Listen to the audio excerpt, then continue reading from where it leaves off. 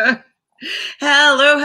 everybody. Welcome back to Reality Realness with 3 S's. Happy New Year! I'm your host, Chantele Francis, here co-host. We have Jojo. Hi, Jojo. How are you doing today? I'm great. Oh, I thought that would work like a xylophone. Like a kazoo?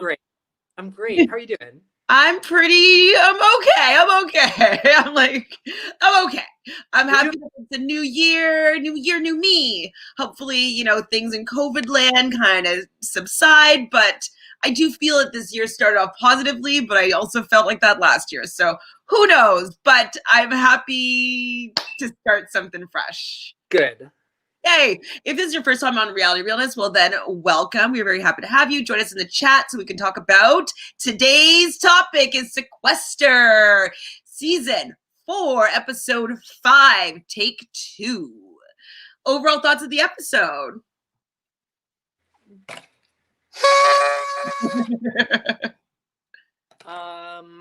Great episode. Yeah. I mean, I don't know if I should be celebrating or I'm trying to put this crown on. I don't know if I should be celebrating or sad for the person that was taken out or what, but awesome episode. Yes, I agree. I mean, what I liked about it was, I know that the actual twist it's a challenging one to maneuver if you're on the other side of the numbers, but I like that everybody was just trying to play. Like the way that the twist was set up, nobody wanted to go home, even though it did kind of end up being a numbers thing, but everybody was playing. And that's what I think I love about Sequester in general, is that there's nobody that's just trying to hide. Maybe in the first couple episodes people weren't as visible, but now people are saying names, making moves, and just being like, hey, this is my hand, I'm going for it. So I love that, even though I didn't necessarily love the outcome. Boo. I thought the episode started out strong. We see Spencer and Jacob. I figured they would come out skipping hand in hand, celebrating. But once the return happened, shit hit the fan, in my opinion. Yes. Well, so we see Jacob go into the luxury row and he actually wins. So we understand now that it wasn't 2 LOSs. It actually was an advantage, and it's a battle pass. So they get to choose, and they also get to choose your replacement. So basically if they're chosen for a battle match, they can be like, no, it's going to be you.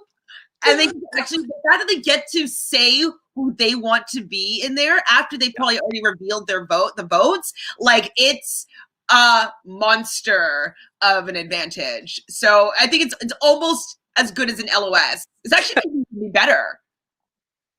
I think it's better than an LOS. Well, I mean, an LOS will save you from the vote. This just saves you from a battle. So I don't know but an LOS can save you from both. So an LOS can save you from a battle or from the vote. So I would give LOS. Who goes in next, though? That's what I mean, makes it so dangerous. Hopefully, whoever you voted for, if you're using your LOS. Exactly.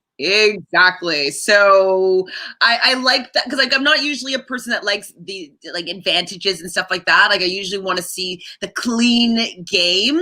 And so this is one, though, that I can get behind because it doesn't mess things up too much. It just means sorry, it's not going to be me. It's going to be you because you lied to me or because you were coming for me or whatever it is. And they still have a chance to battle still and come back. And so it's not like a life sentence where it's you are done no matter what. I think there's options. And so I like that. On Survivor, the one that I hate the most is the idol nullifier. I think that is the worst advantage or disadvantage possible. I think it's just so disheartening. Imagine you're I'm saving myself, psych. I didn't pack my bags. Yeah. Oh shit. No, you cannot have my.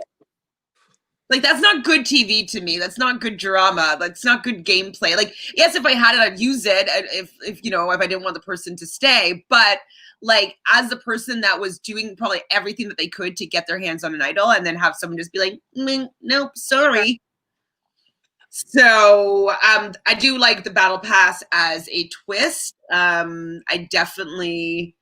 think it should stay. I think it's something that's worthwhile in the game. So it was really, really good. So we hear where take two comes from is when Spencer says, take two on Luxury Row.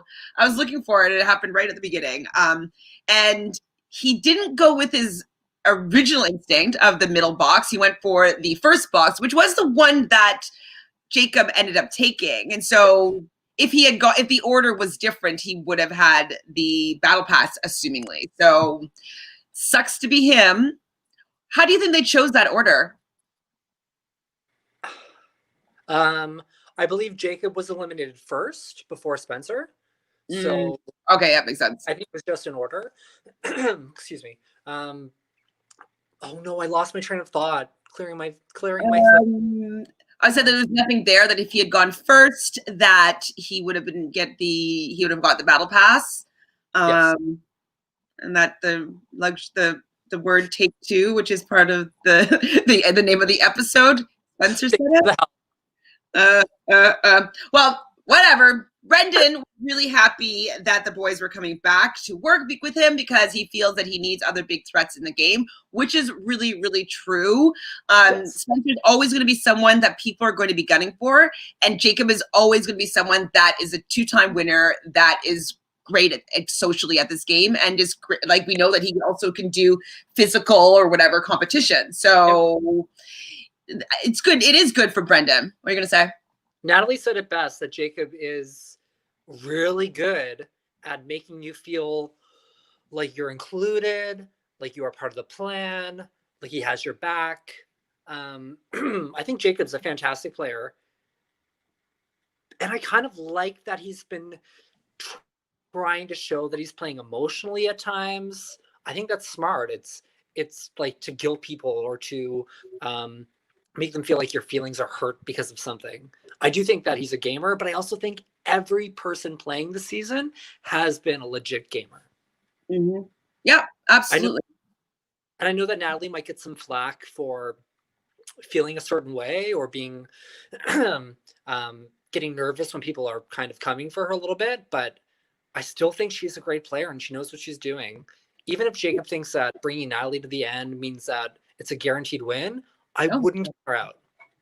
I wouldn't, and also because she would be a woman getting to the end. And I think that some of the narrative that's kind of coming out within the season is that people are feeling as though Spencer was only pulling women into the battle matches because he felt that he could beat them or whatnot, and that he wasn't willing to go toe-to-toe with a man. So I would be assuming that the jury might have the same sentiment and might want to honor a woman for getting there in overcoming all these men that seemingly were just targeting women.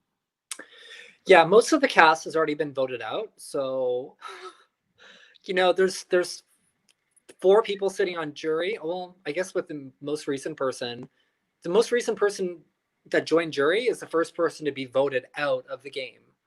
So that says a lot to me.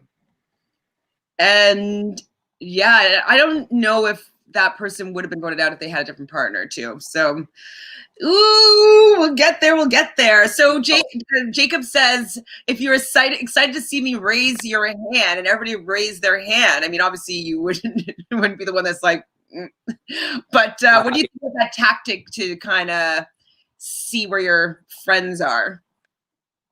I would assume that everyone would raise their hand, no? Though, I mean, I think one thing at the beginning of the episode and something completely different when the episode's finished. I think he wanted to suss out what people were feeling in the moment, who was genuinely happy to see him. I don't think anyone was upset that Jacob was back in the game, but I think they might have preferred, I think not a lot of people, but some people might have preferred to see Rachel come back. But no one's going to own up to that. No. I mean, yes, of course that they're going to want someone that may be not hold a big grudge and be less threatening, in whatever way that they're judging what threats are. Joseph. Hi, Joseph. Happy New Year. Yes. Joseph, basically the whole Muna versus Spencer feud has been a happy accident. Muna did come back, even though I'm happy she did, with a chip on her shoulder because of that narrative. It's true. Basically, we're getting right there right now. So they're in that room, all the people that have been voted out at this point, the jury, and they have all these balloons that they're popping. And we see at the end of the episode, but last year, that Jay West is standing holding up something, but then we also see Muna kind of crying in near the window against the wall. And so we were kind of like, who got it right? Who has what? And so we learn that Muna does have she won the, I don't know, what is it called?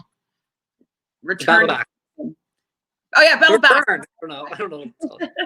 She wins the battle back, and Jay West willed over to her the LOS, which he was standing saying that he found. So do you think that willing was something that was happened afterwards? Because I don't know, I would have thought that you'd have to find both yourself. I'm assuming the willing was clearly allowed, and I would think that jury would be close enough to want to give the person returning back the clear advantage. But that's also ammunition for every person that's still in the game, knowing that they have the support of 4 other people behind them. They don't necessarily know that Jay West willed the LOS, though, which is great for Muna. She can just say that she got an LOS or didn't get an LOS. She had the option to choose an LOS or to take part in this twist.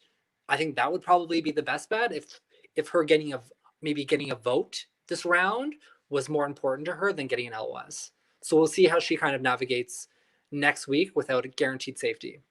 What do you think about the fact that Muna was saying when she came back in that the jury doesn't feel like their votes count? Because as you briefly mentioned, all the people that were sitting in the jury weren't actually voted out of the game. They lost battle matches. And so she's implying that the jury doesn't really respect the people that have been voting people out because they haven't really got out their target. I think there's definitely been bigger moves that they don't know about, or that some people might save for their final 2 speech, and they can shine a little light on that. I would assume that most of the jury members don't necessarily know, obviously, what's been happening 24/7 while this game's been played. So I wouldn't make the assumption that moves aren't actually being made. So right. People keeping that to themselves is smart. And if you want to threaten a jury or the jury's mentality, that can go either way. That can go 50-50. It depends if someone's playing scared or if they don't give a flying fuck. Spencer doesn't give a flying fuck right now about the jury. And I think that's an okay thing. Hi, Frank. Happy New Year. So Frank says the willing of the LOS was the only option since a jury member who did not win the battle back but had the LOS would not be in the game to use it. It was explained when the twist was revealed. Oh, okay. Sorry, I didn't notice that part. I just saw a little bullet that says Jay West willed this to Muna, but I didn't really hear any other explanation about it. But okay, fine, I get it. So Muna is the one that reads the next card about the twist. And so basically she gets the advantage as being the battle back winner, that all the other battle backs from season 2 and 3 also had a similar advantage. They were safe for 1 round, and they also got to have some agency in how this round was going to go. And so it was called Matchmaker, where Muna was able to select pairs of people, and basically everybody's voting individually, and whatever pair got the most votes, they were going out. What do you think about this twist, and have you seen it on a Sequester mini, and have you played it? I don't think I've seen it on a Sequester mini, no, so I haven't played it. I love the idea of the twist, but I don't necessarily think that the pairs were the best option. I think she got it spot on with a couple of folks, like pairing Natalie and Billy together definitely solidified that they should be okay that round. I just don't know if the best move was having Spencer and Brent together. I think to guarantee Spencer leaving this game, he should be up against someone that isn't a 45-year-old man. No offense to Brent. Brent's a great player. He's brought incredible entertainment this season and strategy, but I think having them on opposing sides would have been a better option. I agree. And also, I think, though, that Muna was okay with Brent leaving. And I think that she put. Pardon? I never, in my opinion, I don't think Brent would have ever brought her in for a battle. I really don't. I mean, maybe the other week when he was threatening it, I could see that maybe being lightly. It could have just been an empty threat, absolutely. But I can totally also see that he's always very supportive of, other, whether, he's usually for a person of color, usually for the woman, usually for the person, like he definitely is for the outsider in general. And so I wish not that Moon is an outsider in the game, though, because I do think I know. Holds a lot of power. But in general, though, for the people that he chooses to work with or root for are usually those that may not have. I just don't think that he would have. He would have gone for her actively. Me too. I agree with you. Me too. Frank wishes us Happy New Year. Thank you, Frank. Thanks, Frank. So the couples were Spencer and Brent, as we've said, Billy and Natalie, Josh and Jacob, Brendan and Marcelo. So do you think that it would have been better if Spencer was against Brendan? Yeah. And then Brent and Marcelo? I mean, I think Brendan's play. I love watching Brendan play. I think he has a great hold of, or like great knowledge of the game and knows what he's doing. But I absolutely think he should have been up against Spencer. I think that's a guaranteed way to at least lose someone that's probably not going to be in your corner. And I don't necessarily think Brendan's going to be in Muna's corner. I think he's good with a lot of folks. Mm-hmm. So maybe putting Spencer and if her goal was to get rid of Spencer, I think putting him up against someone that is also pretty physical, but I'm sure is competent with a puzzle, if you're assuming that it's going to be a puzzle this time around, which it wasn't. Spoiler. Joseph says this episode could have been 20 to 30 minutes. As a loyal Sequester viewer, it felt like when Muna had all the power, I had a feeling she would try to give Spencer the finger for leaving her in the game. I did as well, and I'm just saying that I feel as though she chose Brent because she was okay with Brent leaving, and that if Brent were the one that came back, she would be able to mend her relationship with Brent, because Brent is generally forgiving if it's better for his game. Like you saw a few times when he's like, it's okay, I don't care about that right now, like let's work about this. And so I think she knows that about Brent and was trying to take a shot there, but it was also very much okay with Brent leaving. I don't think that she was seeing the bigger picture of maybe having someone that for sure had a better chance of taking out Spencer, just to be matching up with age and physicality, just plain and simple. So I do think that she made a mistake if her intention was to get out Spencer, yes. But if she didn't mind either way, she won then, I guess. Yeah, of course. Because, well, maybe not, because Brent wouldn't have come for her, I don't think, as directly. I don't think so. I don't think so either, but it's what it is. Well, and I was saying that like I felt bad for Brent though being partnered with Spencer, is because he has been kind of towing the line a little bit. Like some people have been frustrated with playing with him, and so being with someone that people hate even more must have been really hard for Brent to be able to figure out how to navigate this round, because yeah, Spencer is a little bit difficult to manage, as we found out with being in this pairing.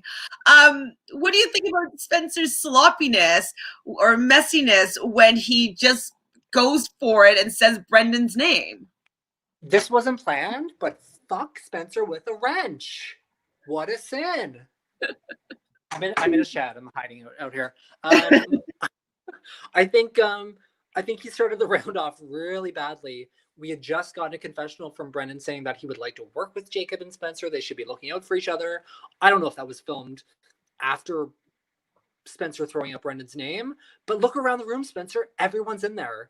You can't really, I don't know, like call someone out so forwardly while everyone's there. I think Brent had it right when he said, I got to leave this room. There's too many people in here. There were too many people in there to open your mouth and start the round by saying a name. Absolutely. And so, like, I'm always going to be coming from the camp of threats need to protect threats because it drives me crazy. And nobody, as you've already said, like, nobody's just like sliding under the radar in this game. It seems as though to other people that Marcelo is, which I thought was really interesting. I can't remember who, Josh, I think, said that, like, like Marcelo isn't doing anything, so I'd probably take him to the end. But he's actually doing quite a bit, and he's playing, in my opinion, a very, very good game because I can see it. You know, they might not be able to see it. So hopefully he'll be able to sell it in the end. But I think that he's actually playing a very good game that I think he's doing really well. And I think he could get to the end with a lot of people. So that's so far in 4 seasons, I really don't think anyone that has made it to the end has played a bad game. True. There's not definitely not gonna win. I think every person has had a case. They might not be the best person doing public speaking or explaining themselves or being able to charm someone, blah, blah, blah, blah, blah. But I think that Audrey does a really good job of casting people in Sequester. So, yeah, I agree. I'd love to play season 5. So I was kind of just alluding to, like, the threats keep threats. So I do come from that camp that I don't want someone to just slide by to the end and, like, you know, the goat or whatever you want to call them. And so I do understand, like, Brendan being like, let's keep all the threats in, let's keep all the threats in, let's keep all the threats in. So I do wish that Spencer and Brent were able to use their threat level or something. Okay, actually, let me just ask you.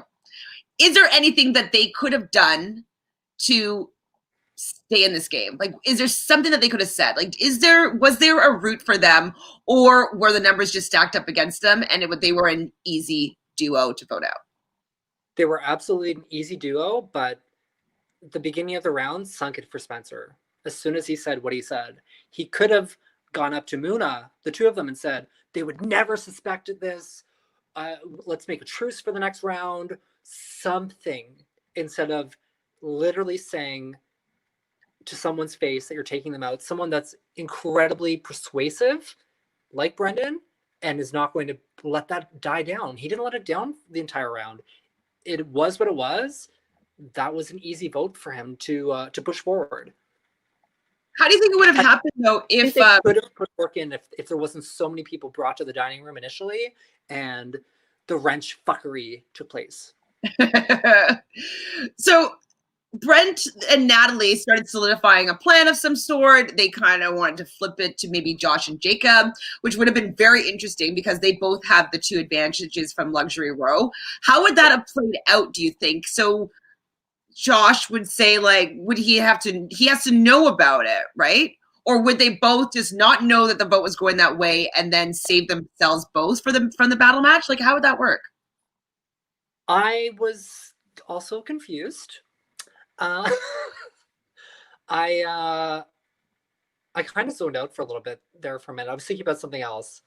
I'm gonna skip that question for a minute, but I have an issue with the term GOAT because yes, we hear it as greatest of all time, but it's also referred to in the Survivor world as someone that's incredibly easy to beat at the end in a final 3 or a final 2. You drag the GOAT to the end. So I just had to mention that. Sorry, what was the question again? I said, how would it have played out if Josh and Jacob were the ones that got the votes? I think the LOS would have saved them both if people voted for Josh. I don't know. That's tough. Like, would Josh just be the one that just do the votes and then, like, they couldn't have just a single elimination? No, but then Jacob would use his as the replacement, and then would he choose 2 other people? Anyways, I'm not sure what would have happened. Maybe I think it would be whoever they had voted for, or whoever had the second most amount of votes after LOS play. That's would it been? Oh yeah, we guess we would never know what it would have been. Anyways, I want to know how that would have actually played out, though, because two advantages, but they're voting everybody's voting separately. One person has one advantage, one person has another advantage. So it could have been a very Luna would be automatically eliminated. Who would have That been? would have been a crazy twist. Who? If they were, I said Muna would have been eliminated. Like, throw in a new rule. Why not?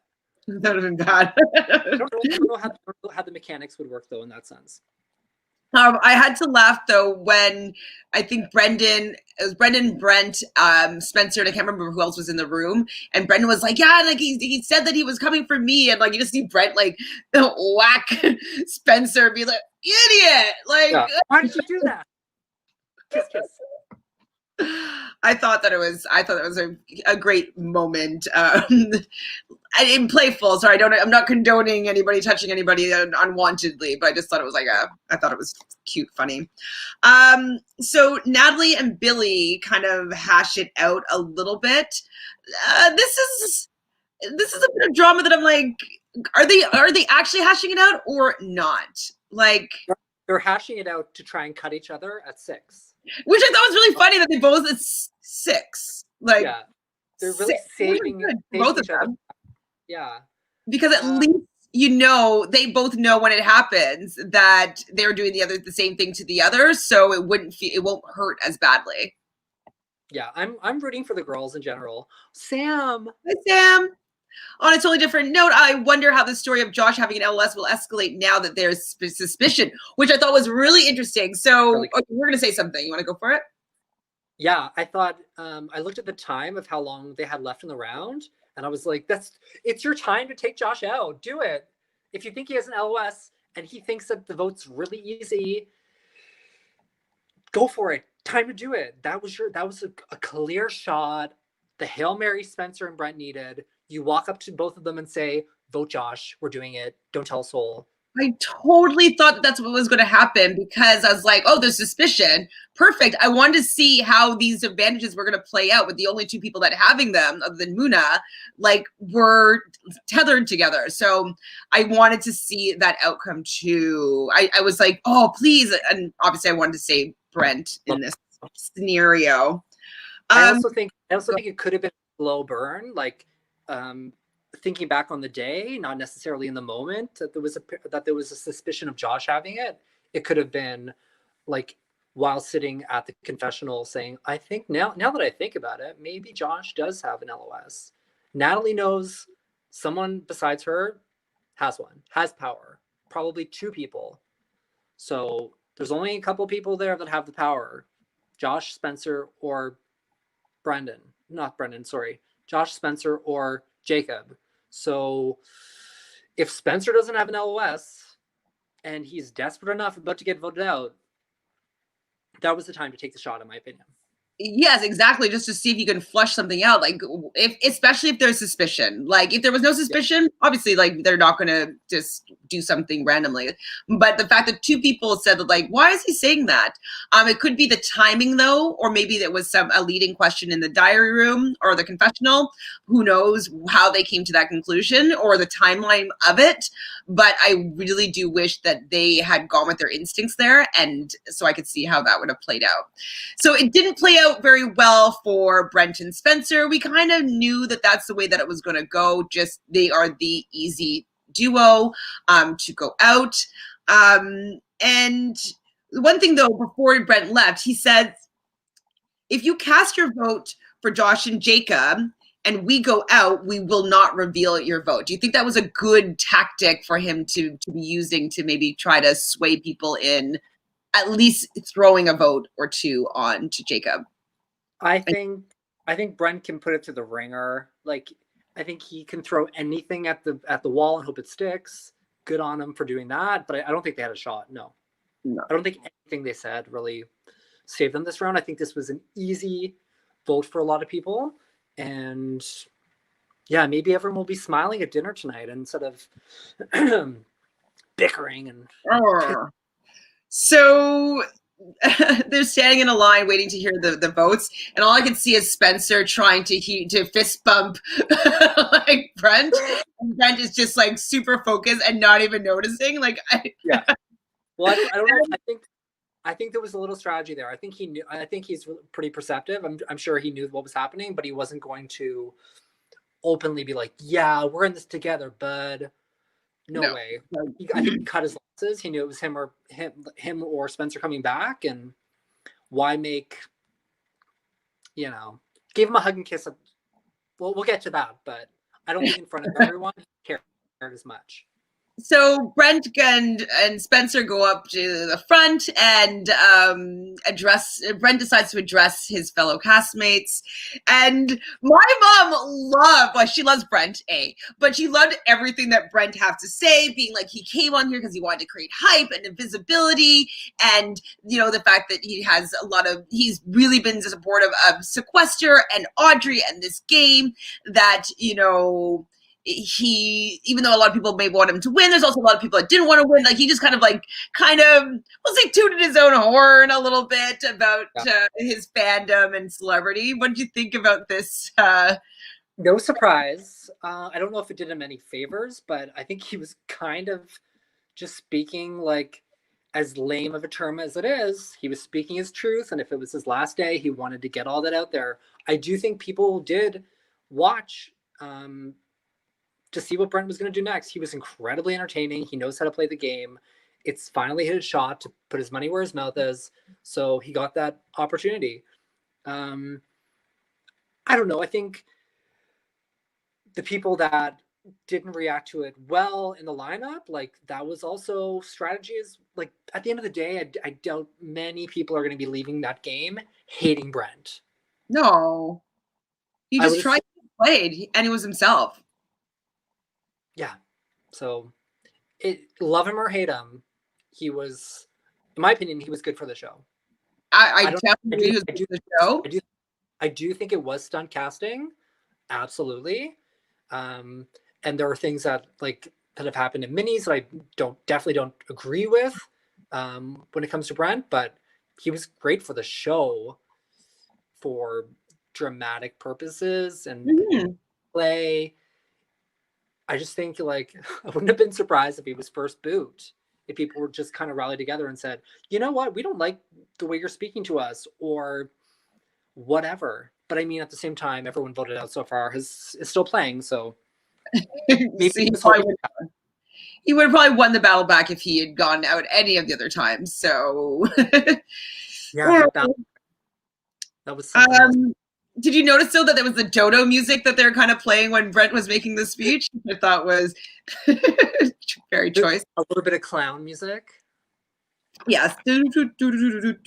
So Brent does call out Natalie's vote. Spencer calls out Brendan's vote. And then Brent again calls out, oh wait, what's the other vote? I wrote down Brendan twice. No, Brent called out Brendan's vote. Spencer called out Marcelo, sorry. Which I thought it was, I knew that he was going to call out Natalie because of how the vote went down, which even though I thought maybe he would have not done that and kept his word there, but I was very happy. I was like, please call out Natalie's vote. I just need you to know that she lied and she had to be honest to his face. But kind of annoying. She literally was like, I'm voting for you two. And they're like, don't. She's like, okay. He said, I need to go work on other people. Well, it is what it is. If you thought you had Natalie's vote, she had to save herself from Spencer wanting to drag her the night before. You got to be kidding me. She had to throw 2-3 people under the bus from the bottom. Crazy to me. Of course she's going to lie. I only have a couple more minutes just to get to the end of this. So Bridge the Gap was the battle match competition where basically they had some planks along the ground in a little bit of a pattern where they couldn't fall on the ground. If they did, they had to go back to the beginning. They had a little rope lasso and they had to hook it onto a nail and pull these planks closer to them so they could walk without touching the ground. Get to the middle, put on their, what are they called? Pennants? No, put on their bibs? A jersey.